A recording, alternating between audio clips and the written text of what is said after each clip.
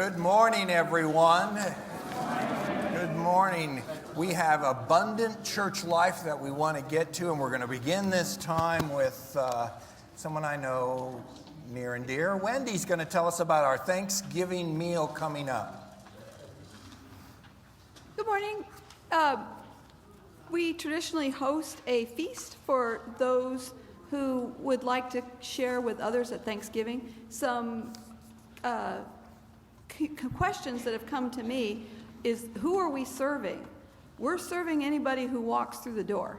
We're hoping that people register in advance to tell us they're coming, that so we can kind of have an idea of how many are coming, but we will serve anybody that walks through the door. So it isn't a specific group that we're serving. It's anybody who wants to come. I had two great conversations this week. Bertie and I sat and talked about how can we incorporate some of our new learnings from this weekend into this meal. And so we're working on that. And then the second thing, I talked to Mo this morning, and she said, I'd love to help. Thanks for the opportunity to help. And I thought, what a wonderful attitude for this, that it's an opportunity to serve and it's an opportunity to help. If you can provide food in that help, come out and talk with me and I'll show you what you can bring. Even if you bring, it's something like cans of gravy that you can even bring next week. If it's opportunities to serve where you come that day and help us, even if you can only give a little bit of time, I can find a spot for you. So come and see me after worship and we'll talk about it. Great. Thank you, Wendy. Thank you. This is a great opportunity to serve the community.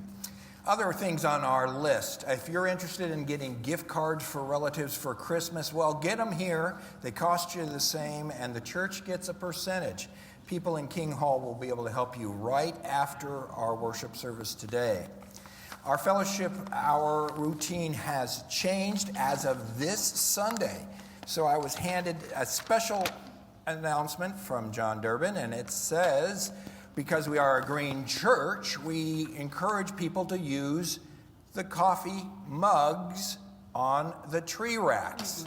Now, you're going to have to go back to King Hall for that to make sense. And when you're back there, you might as well enjoy the Three Sisters salad, Takwakan. It means autumn, and it means salad, and it's a Three Sister salad they have back there for us to eat right afterwards. And there's going to be Harvest Festival cake, too. So it's going to be good. Hope you can join us after worship for that. Sign up for the Herd Museum. That trip is this Saturday, and you also have time to sign up and for that. Go to that and come back for Jennifer's hosting a recital. Our own Jen is hosting a recital this Saturday. A lot of her students, they vary in ability, but they all have heart for music, and they're good because Jennifer's teaching them.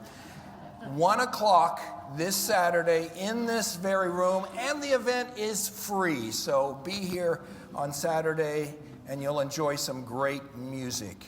Our flowers today are in celebration of our Indigenous Sunday. Communion. It's Communion Sunday for us, and for those who are new to us, we welcome you to the table. All are welcome. Today we have a little bit different flair. There are 6 stations throughout the sanctuary, 2 in the back, 2 in the middle, and there'll be 2 up front. All have a choice. It's not a buffet, but you do have a choice. We have grapes and a grape and seeds plus water, or there's gluten-free bread and grape juice. Just tell the person who is the officiant at the table, and they will be glad to assist you in whatever your needs are. Next Sunday's a great Sunday for us. It's a Bring a Friend Sunday. So you got 1 week to find a friend if you don't have one. It will include lunch afterwards, so bring a friend or 2. It's a great way to introduce people to our church. And now, Kay Klinkenborg, would you welcome us to this worship? I extend a welcome to you on behalf of our pastors, Pastor Paul, whom you just met, and Reverend Jim Alexander, and the members of our church.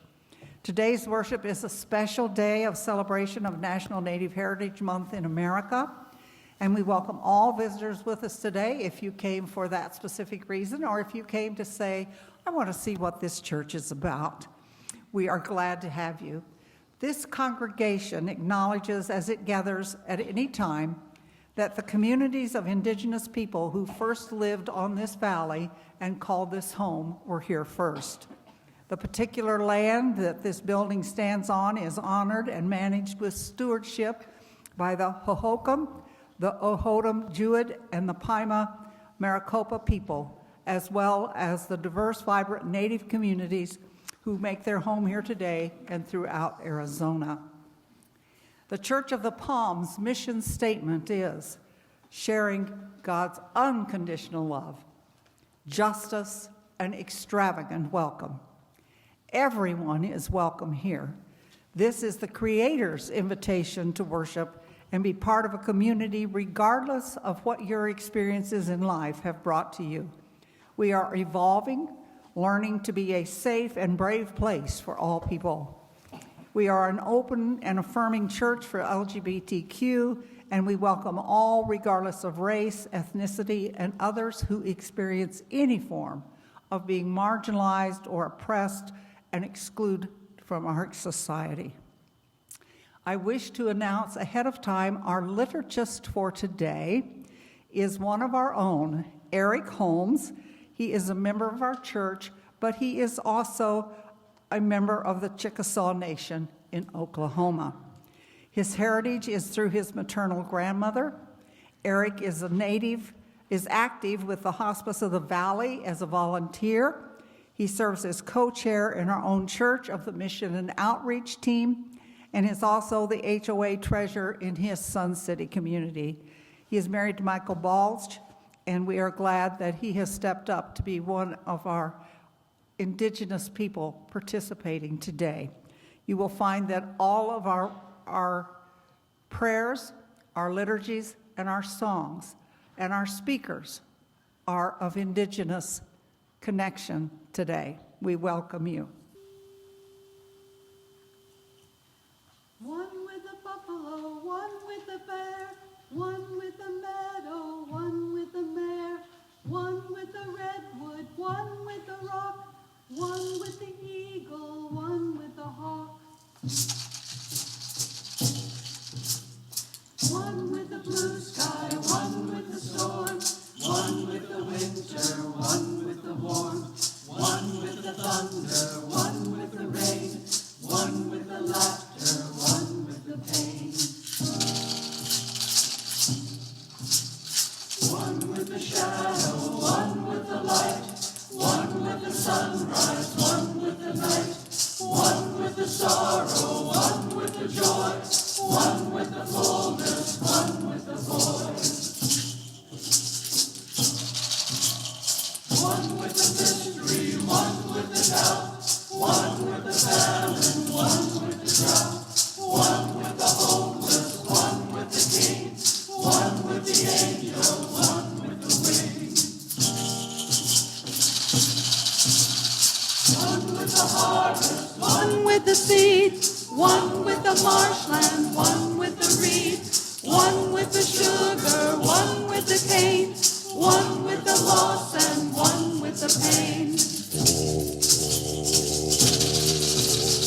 One with the hero, one with the whore, one with the rich man, one with the poor, one with the marrow, one with the bone, one with the hunger, one with the moan.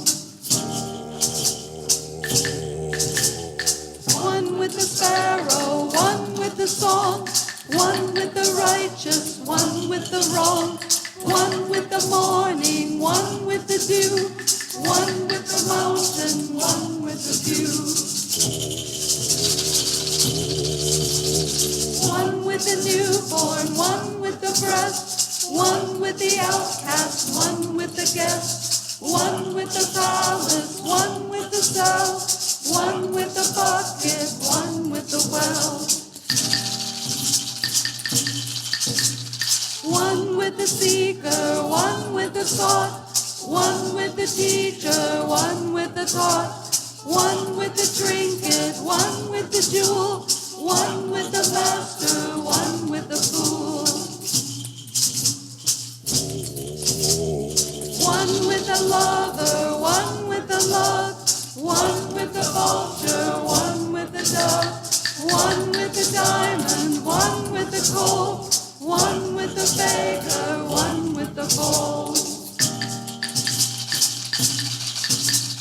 One with the desert, one with the dust, one with the iron, one with the rust, one with the heavens, one with the earth, one with the labor, one with the birds.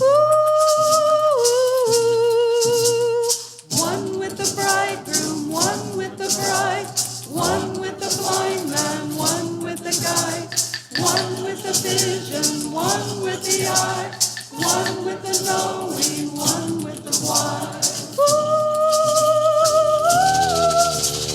One with the shining, one with the star, one with the battle, one with the scar, one with the music, one with the flute, one with the branches, one with the roots.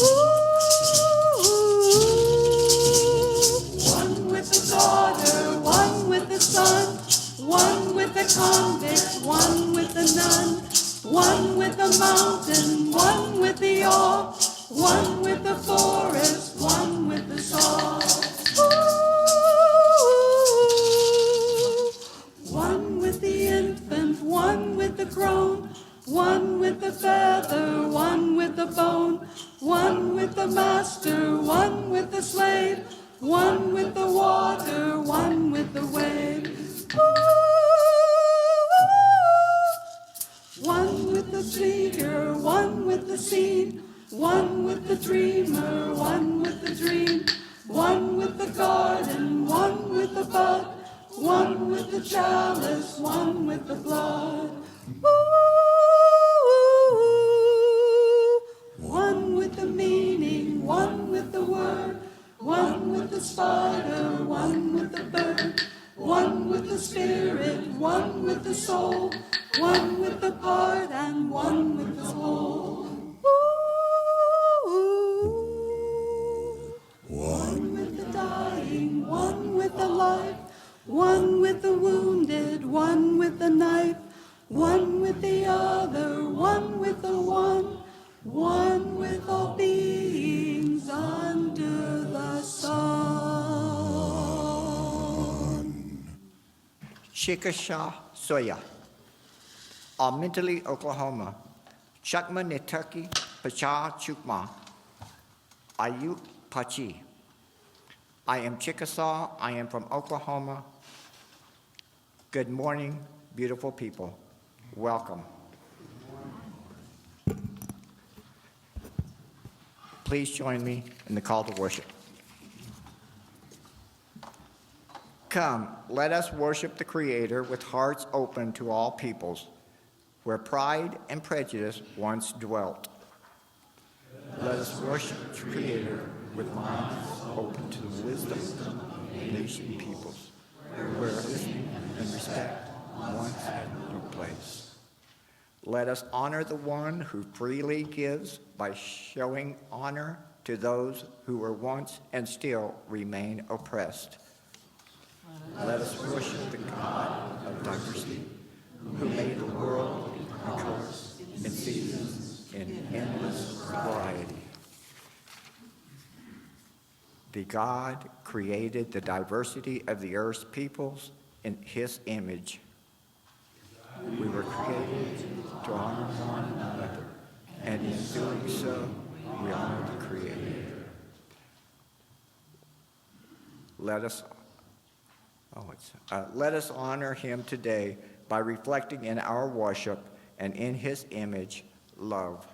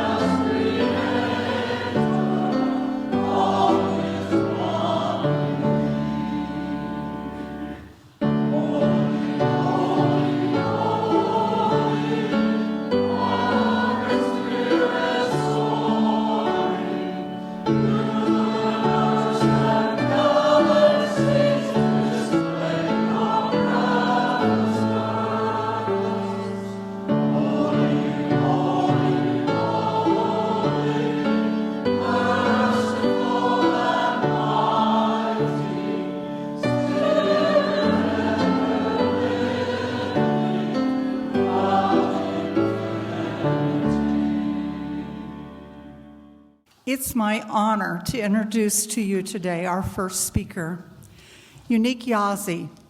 She is a Dine, that's the word for Navajo, member who lives in Phoenix.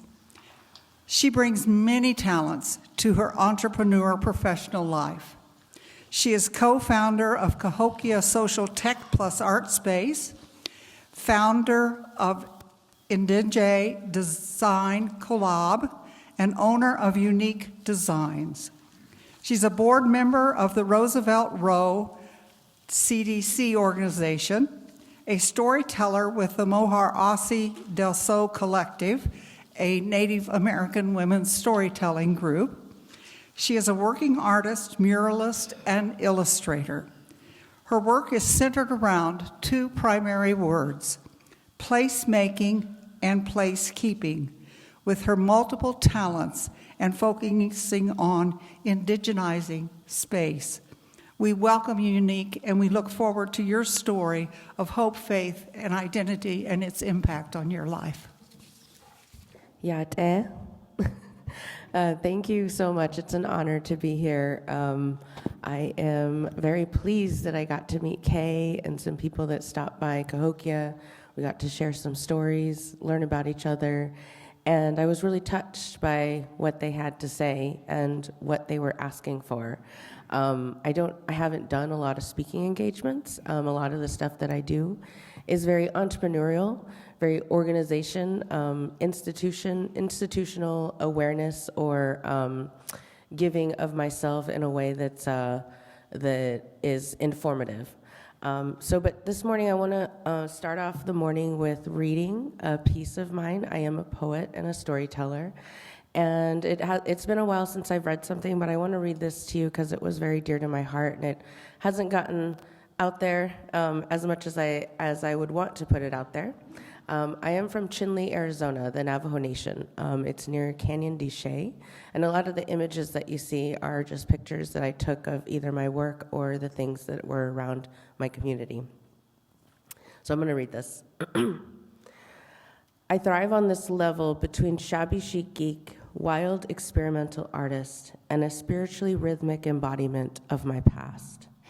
I am a mother to a son and a daughter of a nation, part of a bloodline that translates to charcoaled red streak running through water, blood, body, water, the sacred creation. I am Nunisht Ejutachini, born from Maidishgishni, a Jemez Pueblo people who arose from a coyote pass. My maternal grandfather was Torachitni. My paternal grandfather was Kia'ani. The migration of matriarchs, the life in my veins, generations layering generations, our mothers keeping our clan names. For centuries in time immemorial, carefully constructed by the hands of the Creator through the harvest blessings of our mother, to carry our parents' stories, to hold and share the weight of them so our children will know what roots them. I felt their heartbreak when they told me they chose not to teach me my language. For them, they were punished for speaking it. I saw tears as they said, "You would have a better life if you did not know the old ways." Stories from our past echoing through isolation, and still we are surviving our assimilation. A memory among memories, to be felt and relived, to be restored and healed by the 8th generation, this generation. I have a storm in me, a sea of thoughts and emotions, unlearning oppressions, twisted invisible chains, resisting, defending, protecting, living, and opening up to my own healing. Every day an effort to calm the storms, to find peace and love, to survive another day. These are the matters of my heart, with all the strings attached, like roots reaching deep, unearthing culture soil, as I sleep through tears, waking up to the light, the warmth of a new day shines so bright. On this journey, we learn from our elders. We grow beyond their time, planting seeds of hope to be harvested in a new day. Love is my resistance. It is the seed of resilience. We cannot control life, but live it carefully, healing, creating, and loving fully. Holding the sacred with all the senses, the fire, the beat, we keep every moment. Thrive, we are alive. So thank you. Go ahead and go to the next slide. So I'm a designer. I'm an artist. I'm a poet. I'm a mother. I'm a culture revolutionary. I'm a visionary, a continuous learner, and awakener. And this is how I explain my life and how it imitates the art that is created from it. Next slide.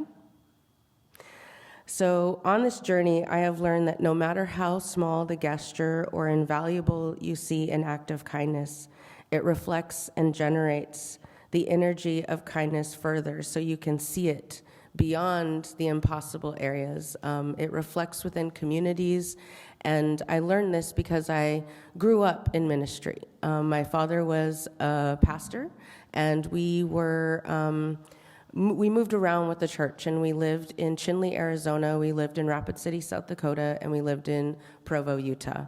And each of those places, my father was trying to build a community of Indigenous people and also a church that thrived in those communities.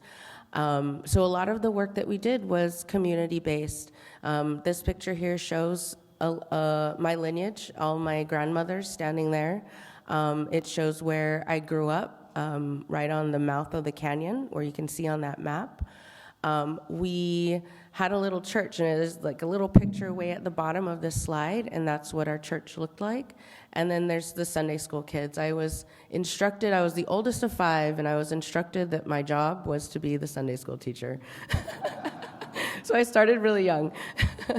But that was what I did. And I grew up loving the fact that I could use my creativity and my words to help build stronger ties with our community. And I loved that work. I definitely see the difference now of how I lived back then. Everything was regimented. I didn't really have access to a whole lot of creative areas. And so this is one of those places that is so dear to my heart because it started me on the track that I'm on now. Next slide. So from this community, I learned my identity, my culture, and my values. My values were rooted in what my grandmother taught me every day, that I needed to learn what it was to live outside of the reservation and then bring it back to my community. She was an adamant education advocate. She wanted us to go to school. And so that was my start of understanding that I had a bigger purpose in life. And so I left the reservation and realized that my talent was creativity. I loved to be creative in all the aspects, and the computer was the tool that I needed to learn. The computer had just come out. I know that some of us in here might not be too tech savvy or computer savvy, but I was determined to learn it. I wanted to be a hacker, and I wanted to be able to draw and utilize my skill set. So I learned design. I learned how to interact with people, designing for people, creating human-centered solutions.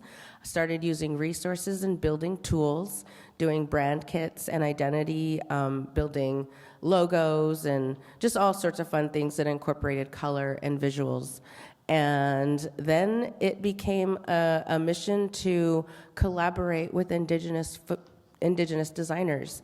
And that's how our conversations of collaboration started. A lot of this was rooted in the way I grew up, how I was able to work with the community, but also get their insight in what they really needed. And we started building together. And this is where we started having these deep conversations about what drove us, what drove our purpose individually and within our businesses.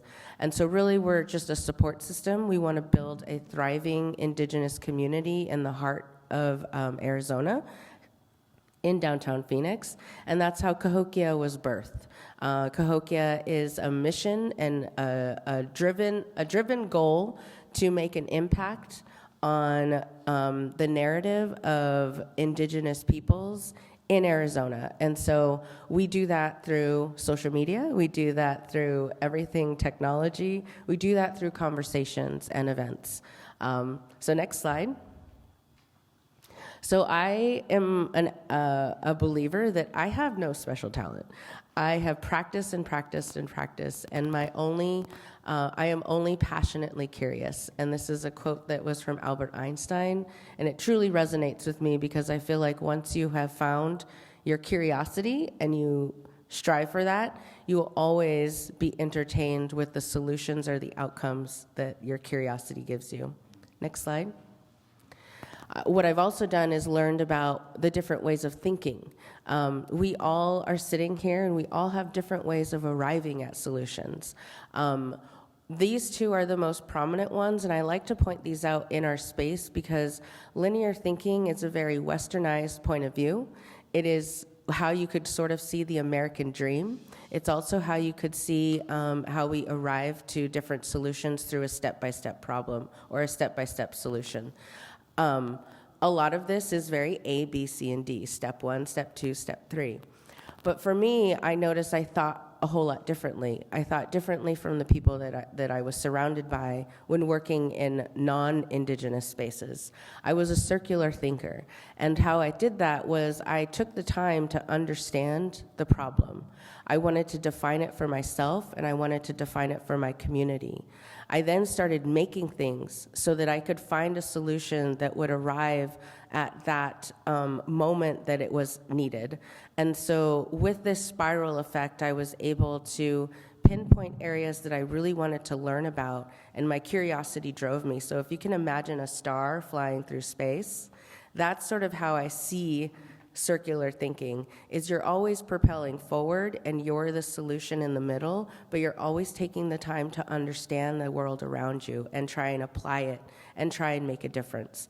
And so with this way, I'm able to communicate to Indigenous people and non-Indigenous people that we are living between two different worlds. There are many ways of thinking, and we just need to come to the table and start talking about what that is. Next slide. So with this idea and with this combining of creativity and combining of my skill sets that have more of an artistic flair and a circular thinking, I then started combining it with research methods. And so a lot of the work that I do, you will see it's heavy data, heavy informational that allows information to be seen and not just read. Next slide. So these are also some of the designs that I've created for educational pamphlets. The one that's on the left is one that goes to the website or understanding internet, the disparity of getting internet on rural reservations. And so these are just kind of just showing how I turn ideas into something beautiful so people can see what that image is about. Next slide. So decolonizing data and colonized data. This is a really interesting graphic because it helps explain what I do for a living. What I do for a living is I try and point out the ways that Indigenous people have a place in an international conversation of what our resources are like, what our stories are like. Colonized data is very much the stuff that you see when you walk through a museum, right? You see Native peoples being seen as relics of a past, or something that existed and almost vanished, or is something that you have to hold on to, but we won't acknowledge their existence today. Decolonizing data says that we are still here, we still have applied knowledge, we still have an abundance of information, and we are pretty much people that can participate in the growth of everything in the world. I honestly have a full belief in that design is at the heart of that. Next slide. So the work that we do involves the community. We have markets and events that bring together Indigenous people so they could show off their talents or they can sell their products and goods. These are all homemade products or self-made products. They're really great to see. We started collaborating with many other businesses to do this in downtown Phoenix. Next slide. We also do a lot of things to educate the youth about technology, really honing into their skill sets and honing into what they want to do, and then teaching them or giving the opportunity for them to immersively learn that skill set. So there's a YouTube, we do a lot of interviews that are through this sort of output, and we have a lot of fun. It's kind of one of those things where we get to learn a lot about each other, and this is intertribal. Next slide. We also have put together a mural, a temporary mural installment. I love the fact that you guys recognize that the seasons are always changing, right? Things are always changing in our world, and we live among those changes. And so how can we incorporate that in the art and the emergence of artists in downtown Phoenix? So we created a mural installment that rotates 4 times a year, and it allows an artist to be seen and heard for that season. And they design their artwork based on what they want to tell from their heritage, their identity, or their culture, and it's a full story. So these stories pop up every time the season changes. The next one that's going to go up is in 2 weeks. So if you're ever in the downtown area, I strongly encourage you to visit the Roosevelt Row and 2nd Street intersection, and you will see these stories up on the wall. Next slide. So what we do is we created a space for social impact design and social change. As we know, there are a lot of changes happening in the world, but we want to be part of that. We want to be part of the solution making, and so our space was really an answer to an issue that we saw in the downtown area. We are the first Native-owned, women-owned, and Indigenous-led art space and gallery in downtown Phoenix, the first ever. And so when you take a look at that, and we live in a state that has 22 tribes, hundreds of representation of other tribes, and Arizona and the Southwest in general is known for Native communities, it's hard to believe that there wasn't a space like this that existed before. But this is what it means to take space back and to reclaim the space that existed prior. And this is how I explain what placemaking and placemaking look like. Next slide. So what can you do to support the work? This is definitely a journey that we're all on, a journey of healing. And I think things like this and spaces like this, opportunities like this, really help bridge the work that's being done, because I can stand here and say a poem and walk off, but really what we're looking for is action. We want people to be able to bridge the gaps that are there. And how do we do that? Whether it's telling stories, coming in and learning, sharing a conversation. I love the fact that we had continuous visits from people from this church to our space. And so I think it's one of those things that I see the work that's being done. I see people coming out and trying to learn. You can also support the space by donating, or you can attend one of our events if you ever have a volunteer, or if you ever want to volunteer or recommend volunteering. We also have volunteer opportunities. And one of the things I think is the ending piece of this is that we are all learning together. And so in any way that you can share your experience or share these words with somebody that you know hasn't learned a lot of this stuff, we always encourage that as well. And I think there's one more slide after this. Yeah. So I feel like my purpose in life has really been to create spaces that allow for change to happen. We exist on a very experimental level, but I think that through our failures and through our mistakes, as artists always do, they turn it into something beautiful.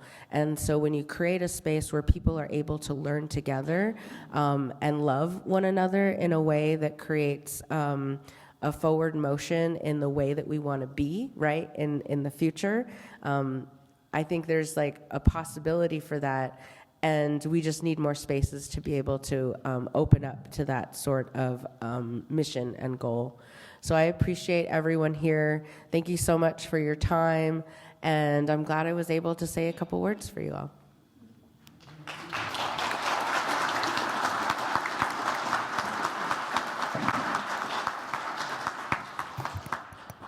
Thank you, Eunique, for that story. Okay, I am reading from the First Nations version of the Indigenous People translation of the New Testament. O Great Spirit, our Father from above, your name is sacred and holy. I'm sorry, you can join in if you'd like. Bring your good road to us, where the beauty of your ways in the spirit world above is reflected in the earth below. Provide for us day by day the elk, the buffalo, and the salmon, the corn, the squash, and the wild rice, all the good things we need for each day. Release us from the things we have done wrong in the same way we release others for the things they have done wrong to us. And guide us away from the things that tempt us to stay from your road.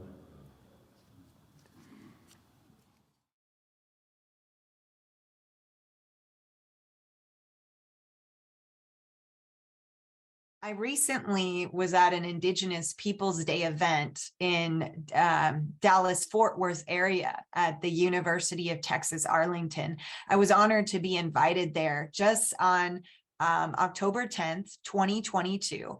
And I wanted to start with this because it was an incredible moment. And I know this is fall. We're in October and November season, month of Native American Heritage Month, but also Indigenous Peoples Day. And for Dine, my ancestors, October and this time of autumn is so important. It's our new year. It's a time of harvest and celebration of major transition. So I'm really honored and grateful to share this time with you. And I wanted to mention this context and background because as was mentioned in my introduction, I was a fellow at Southern Methodist University in Dallas. I've also lived in Phoenix, Arizona area, and I'll talk a little about that background of mine. But when I went back to Arlington in the Dallas-Fort Worth area, I had lived there between 2016 and 2017. And I made great friends in the Native American and Indigenous community there. So it's just a reminder of when you're in big cities, you know, all these convergences and many people coming together, there are always Native American community, and wherever you are, there's that presence and impact, the impressions of Indigenous peoples since time immemorial.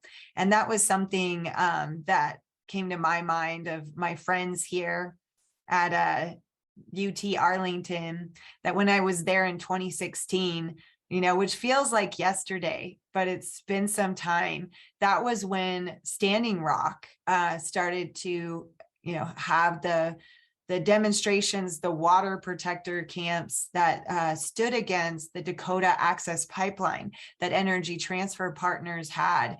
And the headquarters of Energy Transfer Partners was down the road from my office at the time at SMU. And I was able to go to some of those demonstrations at the headquarters and to share some of my voice of why, you know, the relevance, the significance of the things we're talking about, the ties between Native Americans and homeland and people, that even though we can disperse, we can be removed, we can be scattered for whatever reason, maybe it's under the pressures of finding work or going to college or whatever, we find that we carry our ties to homeland with us, and we can stand for our people and land wherever we are. And you know, this really hit me when I think about how my family this is a map of Navajo Nation, how they've been affected by resource extraction, such as uranium mining or oil, the search for oil and these different kinds of resources. So even though I've lived in all kinds of, all different places, like Phoenix area and Tempe. I was a graduate student at Arizona State University. And then, my journey took me to the Dallas-Fort Worth area. I found these connections, of how our circles grow and they intertwine and they interconnect, because my people are facing the struggles of water contamination and access to clean water and drought, that the Phoenix area is. And it shows us how precious our relationships are, not only people to people, but with all things around us for our very existence and being. And the image on this side of the map is of my uncle Leonard as a young boy by the ancestral dwelling Hogan in our family homeland around what is now called the checkerboard area of Gallup, New Mexico. And there was uranium mining done in that area that my family no longer is permitted to go in that space where they had lived all these years, the area where even my own father was born. And just that heartbreak of how we might hear about Trail of Tears and these forced removals and genocide of Indigenous peoples, but the removals and dispossession continues into the 20th and 21st century with these issues of just being able to continue to live with the land in sustainable ways. So, those dots are showing all the uranium mining, and there are super fun sites in Navajo Nation. And sadly, my own grandparents died of cancer. We don't know exactly if it's tied, to the exposure of such as the 1979 Church Rock uranium spill, which was one of the worst uranium spills in American history that many people don't know of. So these are images of, those demonstrations and the protests and the water protectors coming together in Dallas-Fort Worth, where people think, oh, there's no Native Americans here. There's not a reservation in Dallas-Fort Worth, but there is community, and we come together and support each other. As my friend, a lawyer, Eric Reed of Choctaw Nation had said, these calls are like a drum, a circle to get around the drum and get to know each other. And he told me he wouldn't have met me unless we were at that rally together and we're having a dialogue, we're having discourse and divergent ideas that are important for us to come to consensus. And that even through the suffering and these experiences of pain, we can be united and be able to respect each other, in these circles. Like a drum. That was an image of my the chalk drawn around my children at the demonstration, and they were holding a drum, just symbolic of the seven generations ahead and the interconnections that we have.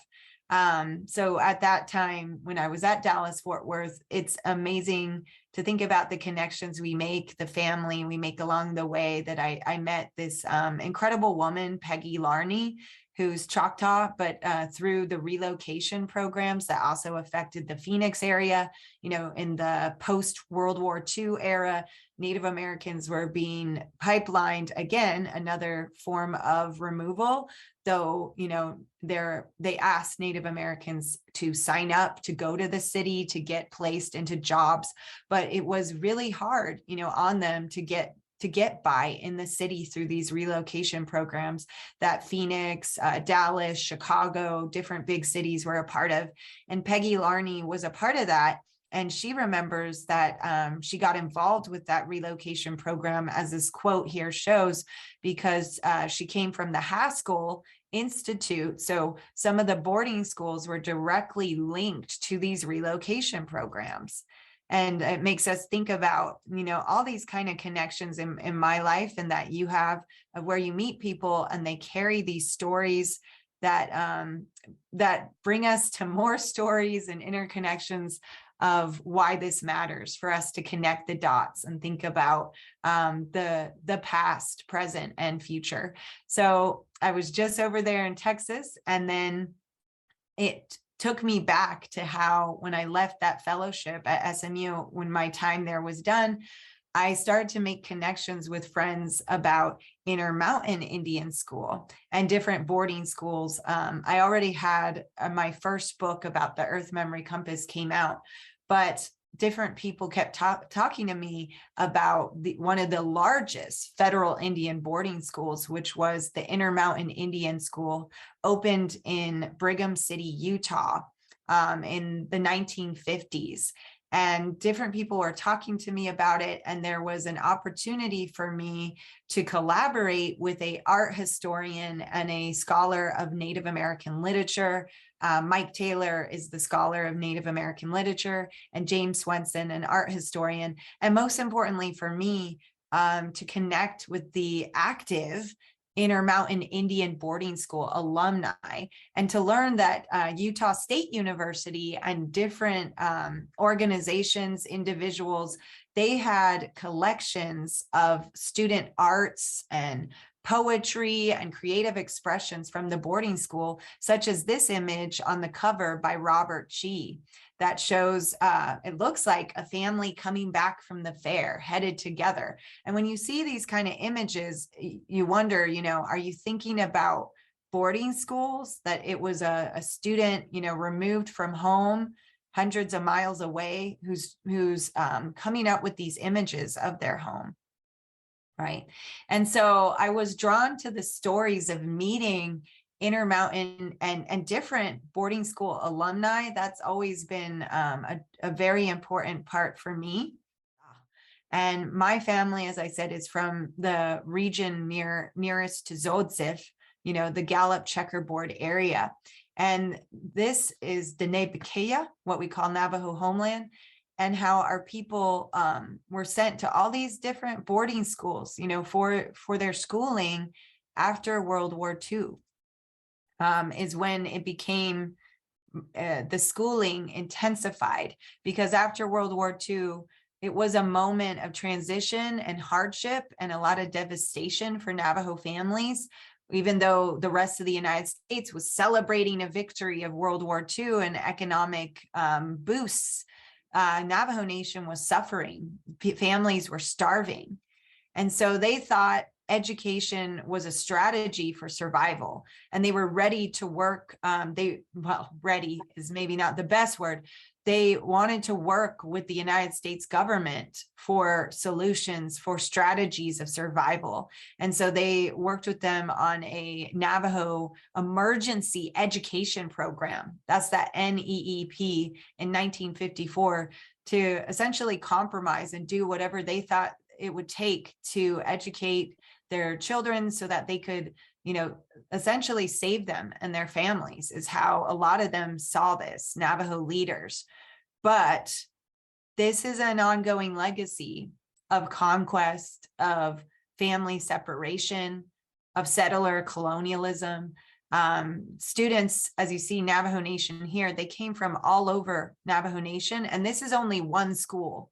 Other students I've talked to have gone to Chilocco in Oklahoma, where I'm coming from. They've gone to Riverside, California at the Sherman Institute, Chamawa in Oregon. So this is actually one of the closer off-reservation schools that they went to in that late 20th century, and it's still hundreds of miles away. And if that's from the most northern part, the closer part to the school. So they're being, having to face this separation from their families and homelands. And that's what they see as a matter of survival is, okay, we got to do something, to support our people while there's all this struggle of drought, a horrible blizzard in Navajo country. And then all these different pressures, of course, from the federal government, from society in general, especially at that time. As I mentioned, relocation, it also went hand in hand with an effort to terminate tribal nations, to even terminate their existence and try to assimilate, absorb them into what was seen as dominant mainstream American society. So here's an image, a drawing by one of the students at Intermountain, Robert Curley, that I think embodies a lot of the angst, the struggle, that Dine we're facing. Is he's home. You can tell that's his homeland. He's a part of that landscape, but he's looking in the clouds, and it's like the city is calling him. And what does he decide to do? And you have a quote from Lily White. These are just a few examples from Intermountain boarding schools in our book, Returning Home, that I co-authored and worked with so many people on, that she says, he stands looking over the silent desert. Before him stands the beautiful mesa.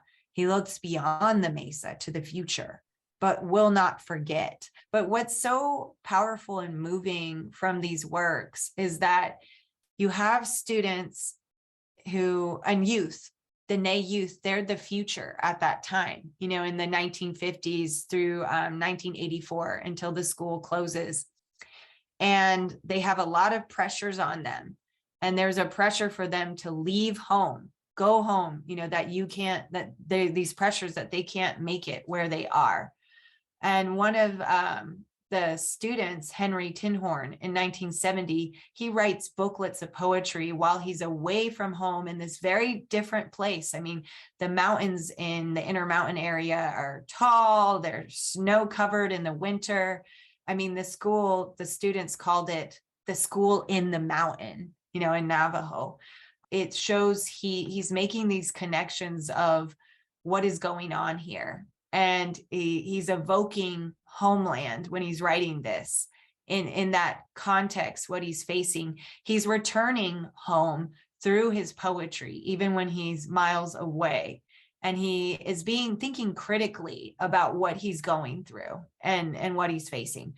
But he says he's evoking the voice of the sacred mountain. So the mountains are looking for their people who are being scattered and facing all these struggles, but the mountains are still standing. And Tinhorn is still thinking about the mountains, even when he's at this boarding school.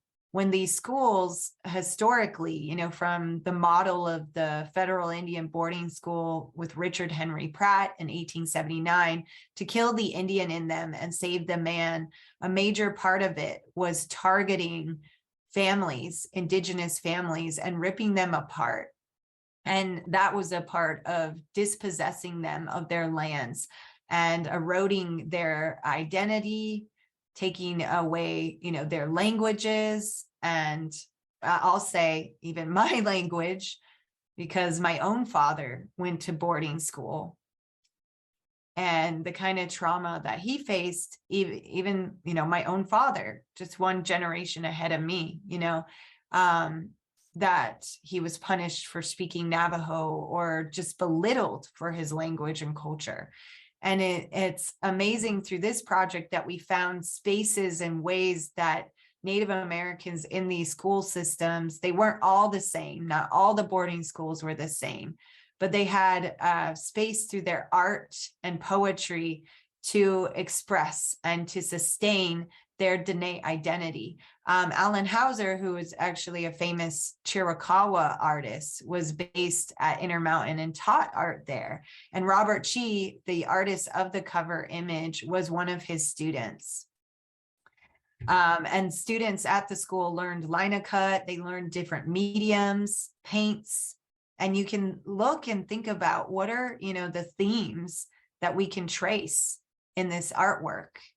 And some of the art was done on the walls, like murals, such as this one. It was near the cafeteria.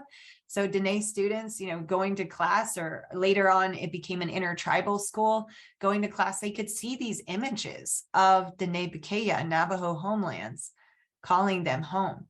And I was able to talk to one of the students, Rena Dixon, who later on, she didn't paint this while she was at the school, but she painted it later on. And she took classes with the famous artist, Alan Hauser.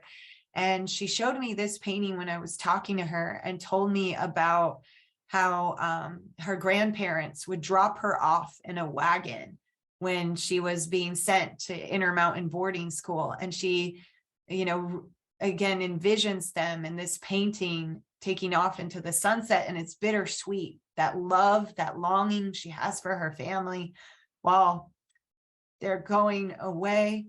And it also was symbolic because her mother died when she was young, and her mother would take her in the wagon to the trading post. So the wagon though it has all this different meaning and connotation, people think of pioneers and Western conquest and control. It also is bittersweet for Indigenous people like Rena, Dine woman like her, because it's that memory of that separation from her family, but also important for her to express and think about home, that she can always remember and see her grandparents. Boarding school experiences are very complicated, and not one is the same. My own father told me he was proud of his boarding school education, but then I asked him, why did you run away? And he told me about the abuses that he faced and how he almost died trying to run away, and a snowstorm hit and he miraculously was picked up by a rancher and saved that way. And it really hit me that I am a boarding school survivor descendant, that I wouldn't be here if my father didn't survive that. But at the same time, he also told me, he is who he is. He taught me that that's a part of him, for all the terrible things that happened, but also that's where he grew up, that hardship shaped him. And he's gone on to become a physician and do incredible things. But for me, that's not erasing the pain, the suffering, the injustices. It's not erasing the stories of those who did not survive, and thinking of their families that haven't, been able to continue through that story. But it does tell me how important it is for us to recognize a person like my father and the boarding school survivors as not only survivors, but the multiple facets of their lives and their humanity, and all the people who they interacted with and who were a part of their lives. Whether we went there or not, it was a part of that machine to separate and to eradicate indigeneity and break up families, hurt children, innocent children, and we need to face that.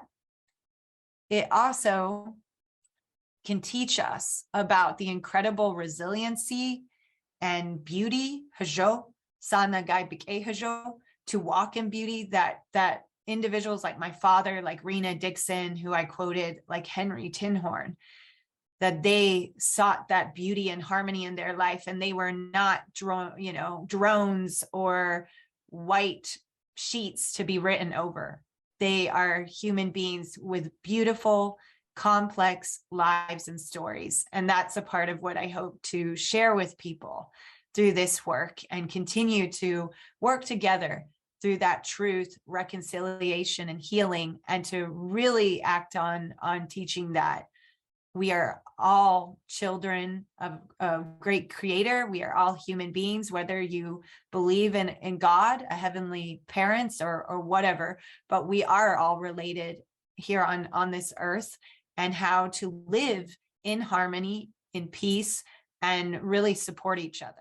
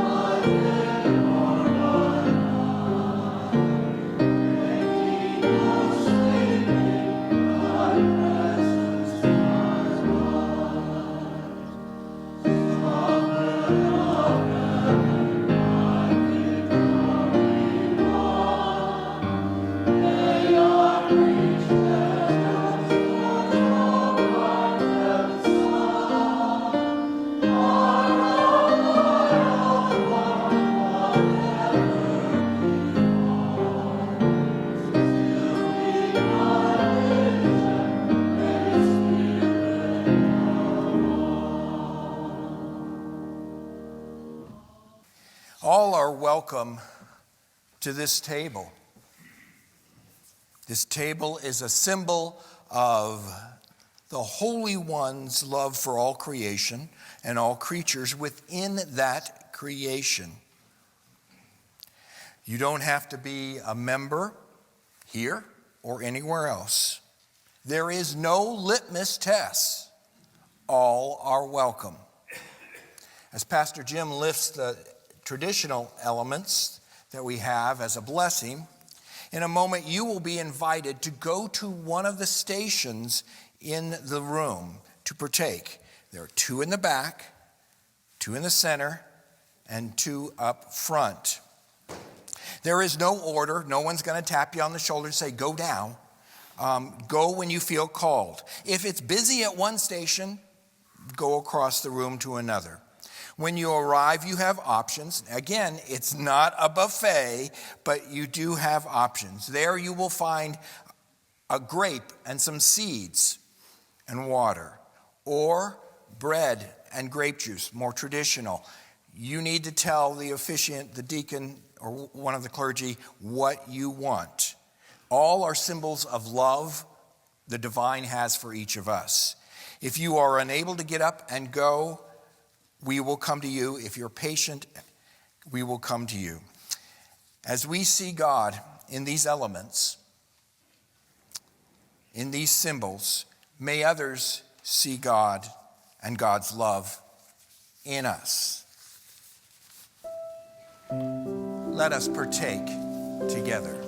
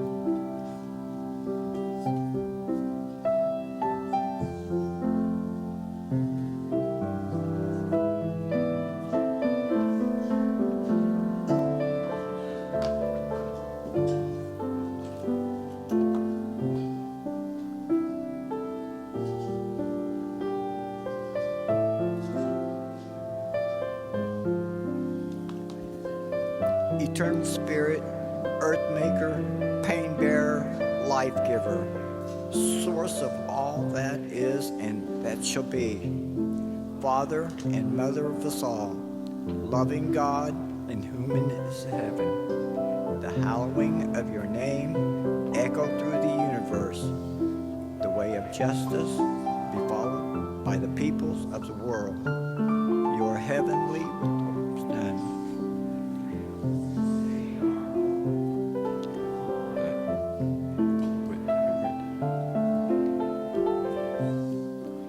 In the hurts we absorb from one another, forgive us in times of temptation and test. Strengthen us from the grip of all evil. Free us, for you reign in the glory of the power that is love, now and forever. Amen.